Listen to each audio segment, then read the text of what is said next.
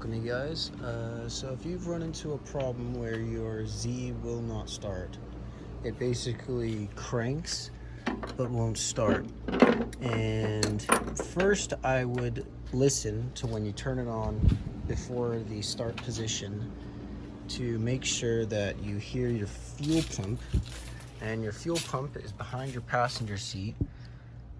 You'll kind of open that back door. There's like a little kind of storage compartment back there, and then the panel kind of pops up and your fuel pump's underneath about 3 screws right there.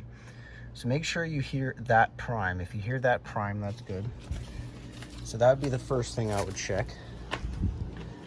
Next, I would go into the car, the driver's side. You got to go upside down, legs in the air, and you got to go. There's a small fuse box right on the side, right by your kick panel. Okay, and then I'll hop in there in a second. I'll show you guys. But before messing with the mini fuse box down here and struggling, I would start off with the easiest thing. And if it does come to messing with that, I would definitely try that, because I know so many people on so many forums just gave up and sold their cars for just freaking nothing because they could not figure out the problem. So if you can't get your car to start, that is something you definitely need to check. So first things first, the easiest thing, let's make sure your fuel pump is priming. Okay, so you're going to turn on your key to 1 before start, to its on position. Okay, and you're going to be listening for this noise. All right, so that's the fuel pump priming right there.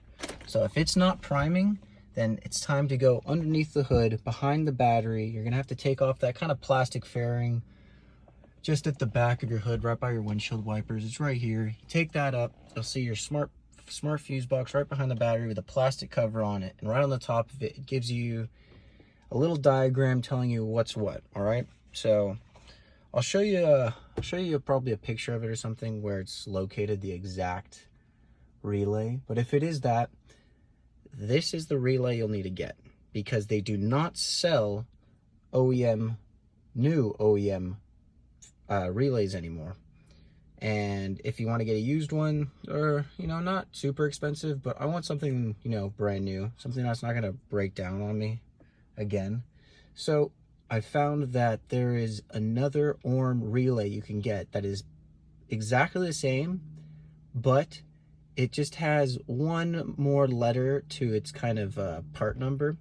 So go ahead and write that down, because that will work for your fuse relay, or fuel pump relay, and your AC relays. Okay, and this is what you can get brand new, 2 of them for like 20 bucks. I carry a spare one with me just in case, something good to have. Yeah, you'll definitely want to get one of these. Don't bother wasting the money on another used relay. Not worth it. So now we are on the passenger side, underneath the hood, kind of behind the battery, off to the left of it, All right, so this is your smart fuse box. Okay, here's your little diagram of your fuses. All right, and if you want, you could probably check this first because it's easier once again. So your fuel pump fuse, bottom on the left. So it's at 15, bottom on the left, right there. So go ahead and check that, pull that out, check that. If that's good, and you're still not getting power back there, then it's probably your relay right here. So you're gonna want to go ahead and buy one of those relays I showed you, and I believe it's this bottom one right here. So go ahead and just take those both out, because it's the same relay for both of those. So you can go ahead and take both of them out and switch them around. That way you can tell, because one of them should at least be working. So if you switch them around, fuel pump's working, you got a bad relay, you can go ahead and buy one of the relays I showed you. And if that's the case, then hopefully it's not hot where you are, because you are pulling out the AC relay. So your AC compressor will not work, but at least your car will run, you can get to work. So wins and loses, but you can buy it through Amazon, those relays, and they're like 20 bucks, and you can get them in like 4 days or something. So it's not too bad. And yeah, if that's your problem here, that will fix it. And if you also have a bad relay for your AC compressor, it will either stick on or stick off. If your battery is continuously dying, that's probably your problem right there. So go ahead and check this relay, pull that out, and then you basically turn your car to not the start but the on position. And if that were to be the case and that was killing your battery, you would hear a click from the clutch on the AC compressor kind of closing up so it grabs. And there you go, you can fix that too. These Z's are prone to having problems, but once they're running, everything's good. Pretty good cars.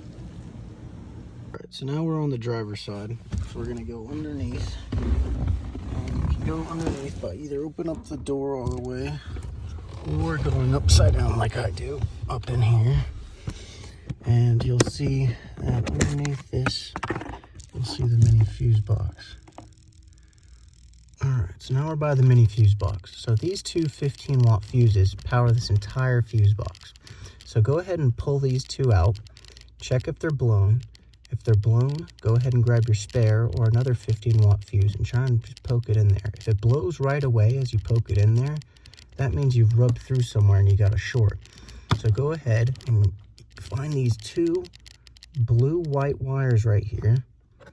Once you got those, go ahead and cut them and then basically run a wire to those, solder or kind of crimp a wire onto them, and then either tape or shrink wrap that, and then run it to an inline fuse, both of them, and then run that directly to the battery. And I'll show you where you can hook that up to the battery, and that'll fix your problem.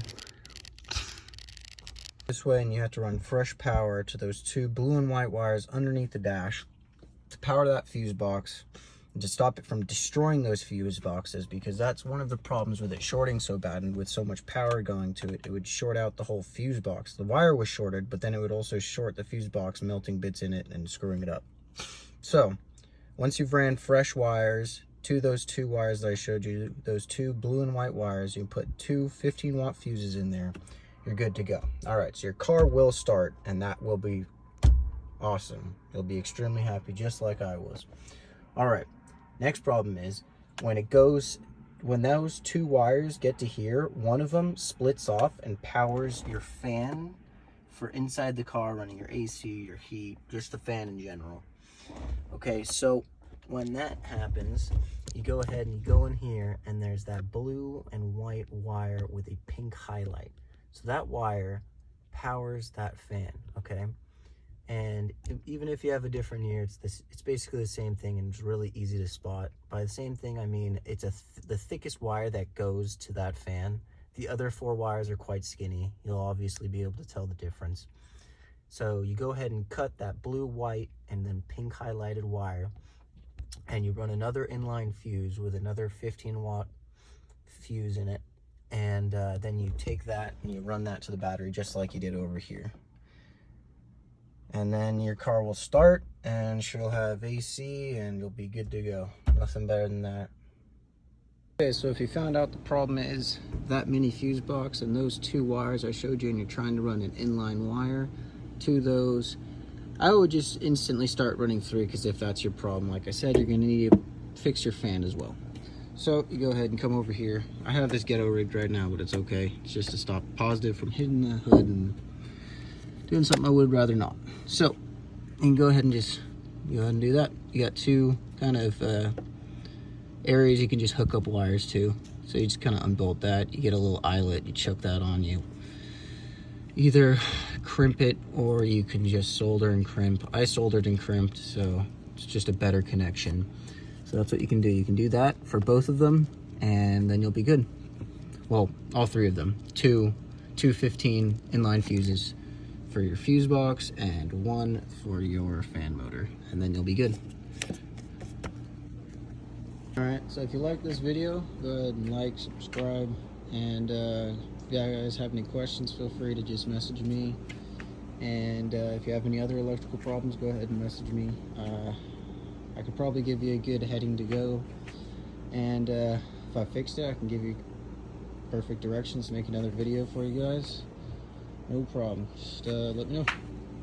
Thanks, guys.